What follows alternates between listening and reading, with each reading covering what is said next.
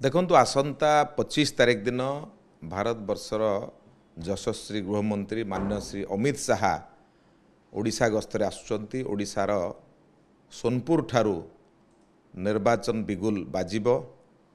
Bharatiya Janata party जो लड़ाई आरंभ करची माँ माटी मातृभूमि ओडिया अस्मिता को नहीं जो लड़ाई आरंभ करची, जो भली भाव में ओडिया युवक ओडिशारू दादन खटिबा को जाइची, ओडिया भाषा एठी कदर्थ होईची, ओडिया को एठी अवहेलित करा जाइची।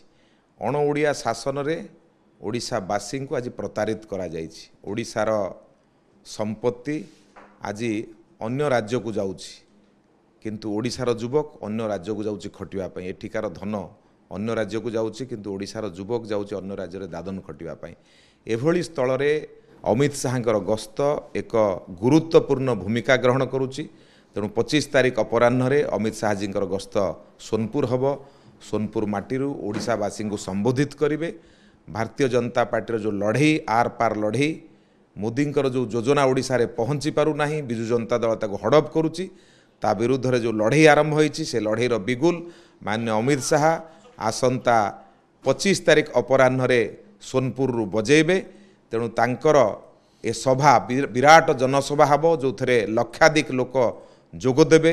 तेणु निश्चित भाव में ये सभा आम समस्तंक पई एक उत्साहर सभा हम। ये सभा ओडिशार शासन परिवर्तनर मूलदुआ पड़िबो। तेणु ये सभा नहीं आमे समस्ते उत्साहित।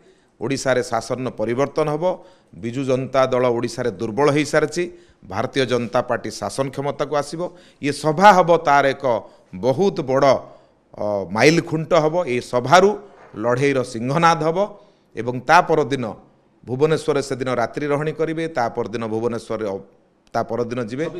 तेणु 2 दिन 1.5 दिन धरिकी पाखापाखि एठी सभा परे एठी पार्टीर विभिन्न नेता विभिन्न संगठन सहित चर्चा करेंगे, आलोचना करेंगे, रणनीति प्रस्तुत करेंगे।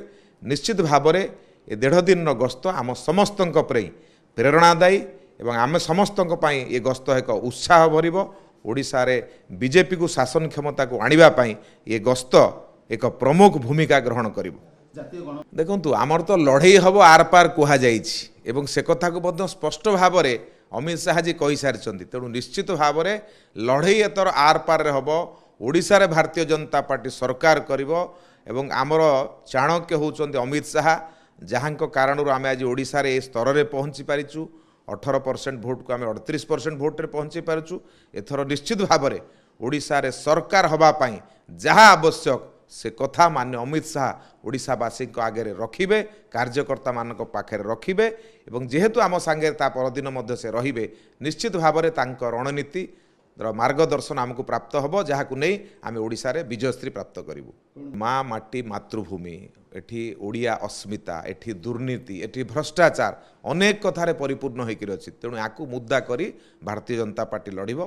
मान्य अमित शाह ओडिशावासी को से दिन सिंहनाद करी एठू बिगुल बजेबे, जहाकु नहीं कि भारतीय जनता पार्टी कार्यकर्ता ओडिशा रे आगामी दिन में परिवर्तन हबो, बीजेपी रो सरकार हबो।